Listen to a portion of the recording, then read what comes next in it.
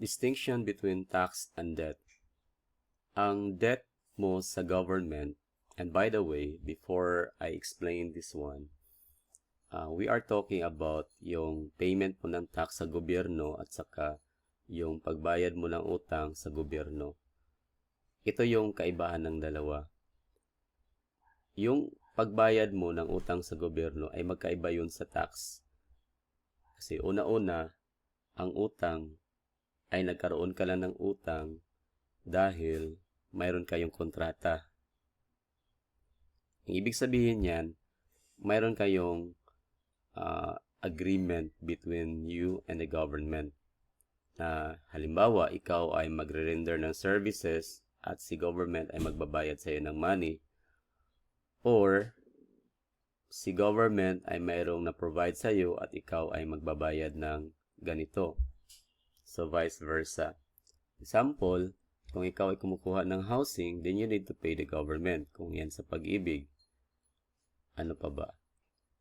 Ayan, yun lang yung isa sa mga examples. Dito naman pagdating sa tax, hindi ito base sa contract. Okay? Base ito sa sovereign. Okay? Sovereignty of the government. It is imposed by law. Okay? Ito naman again sa kontrata. Kaya nga dito pag may mga pagkakataon na baguhin ng batas yung magkano yung kukolektahin niya na tax ay pwede yung gawin at any time.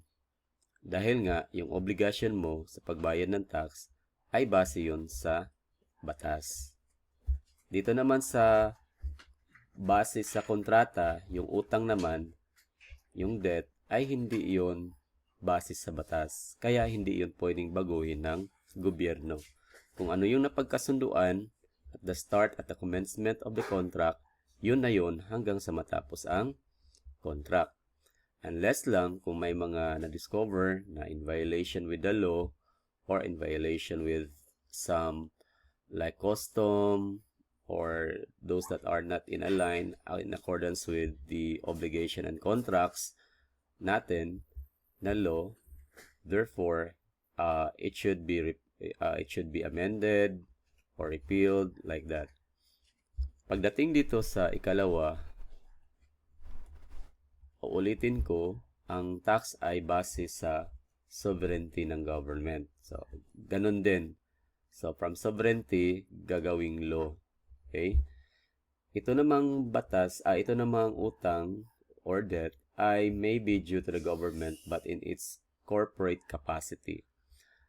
Ang government kasi is immune for any suit unless kung ang government daw ay nakipagkontrata sa ibang mga tao. Kasi pag once na nakipagkontrata siya, yung government ay pwede na mo na siyang kasuhan. Yun yung ano dito. Corporate capacity. Pagdating naman dito sa ikatatlo, ang tax ay babayaran mo talaga siya in terms of money.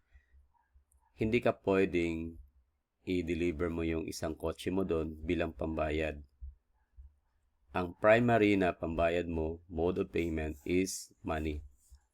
Ngayon, may mga pagkakataon na kukunin ng BIR yung mga lupa mo, mga ari-arian mo na hindi pera kung hindi ka talaga makapagbayad ng pera kasi wala kang pera. Meron ka lang other properties. Pagdating naman sa debt, pwede mo siyang bayaran ng pera, property, or pwede sa services kung hindi ka talaga makapagbayad. So, yun yung kaibahan. Hindi mo pwedeng i-insist sa BIR na ang ibabayad mo ay yung mga prutas mo, yung mga paninda mo sa tindahan. Ito namang ikaapat,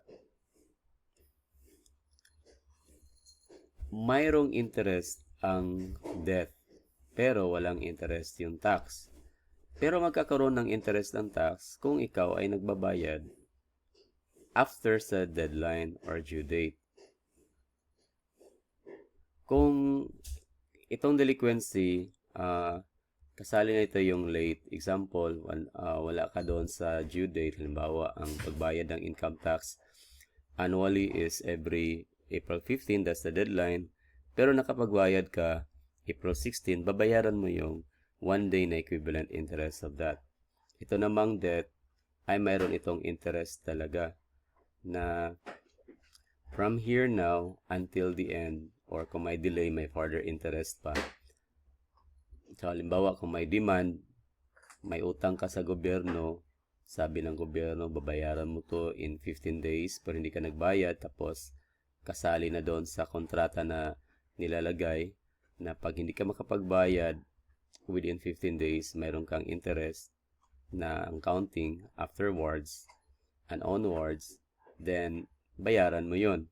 Mayroon din pagkakataon na yung kontrata ay mayroong interest na, halimbawa, umutang ka doon sa SSS, nag-loan ka. So, from the start, mayroon na siyang interest.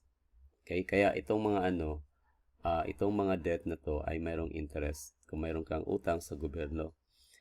Again, itong tax, basically, pag mayroon kang obligasyon sa gobyerno na magbayad, wala itong utang at first.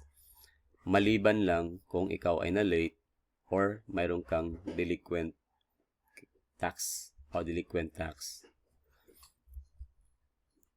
Kalima, ang utang ay pwede mong ma-assign kung sino-sino. Pwede mo siyang ma-transfer. Halimbawa, ikaw may utang sa gobyerno, tapos mayroong utang yung iba sa'yo, pwede mo siyang ma-transfer kung papayag yung government.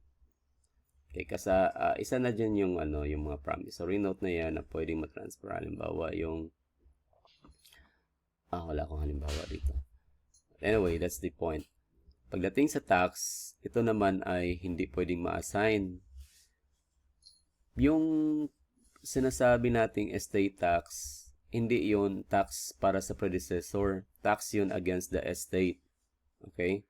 Kasi yung predecessor ay wala na. Hindi naman pwedeng sabihin na pag wala na yung predecessor, ay hindi na magbayad ng estate tax. Hahabulin niya yung estate, yung mga kayamanan na natira.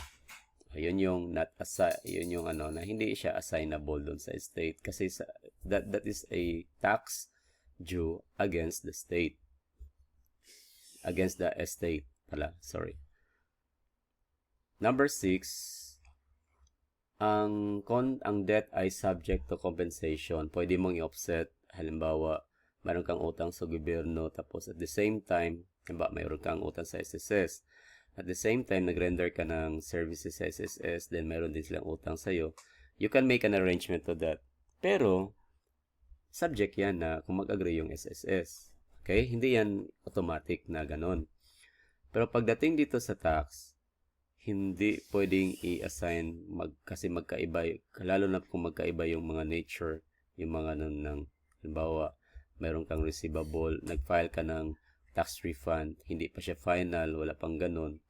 Tapos, mayroon kang payable na income tax na mag-due na ngayon. Magkaiba yun yung situation.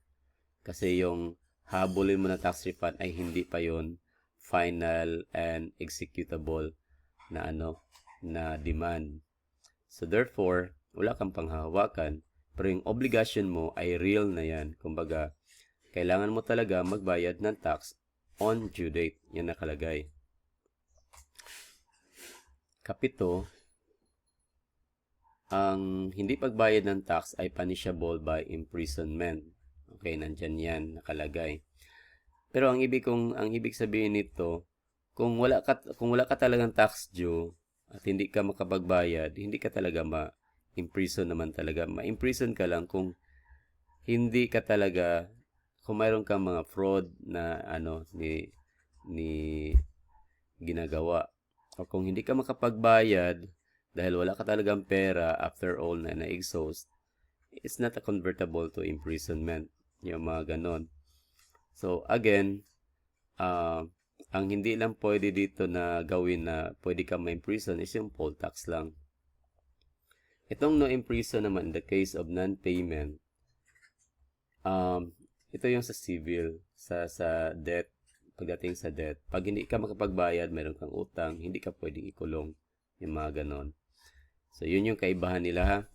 Sa tax, again, dahil ito ay enforced at obligado ka, pwede kang makulong kung sinasadya mong hindi magbayad ng tax. Ito namang imposed only by public authority. Ito naman ay ibig sabihin na hindi ito pwedeng i-delegate ng legislative. Parang confined lang siya sa legislative. Yung pwede lang i-delegate is yung mga collection lang, yung mga ganon. Ito namang kontrata ay pwede siyang can be imposed by private. O nga, kasi nga, anyway, we are free naman to enter into a contract. Lahat dito, mapa-corporate man yan, mapa-juridical or a natural persons, lahat yun ay pwedeng makipag-enter into a contract. Okay? So, yun. But itong tax ay hindi pwedeng impose ng public na other than the public authority. Hindi ito pwedeng halimbawa, sasabihin ng Congress na, sige, ikaw, SSS, ikaw muna dito mag-impose ng tax. Ikaw muna ng ABC company, ikaw muna mag-impose ng tax doon sa mga taxpayers natin. Walang ganun. Sa legislative lang yan.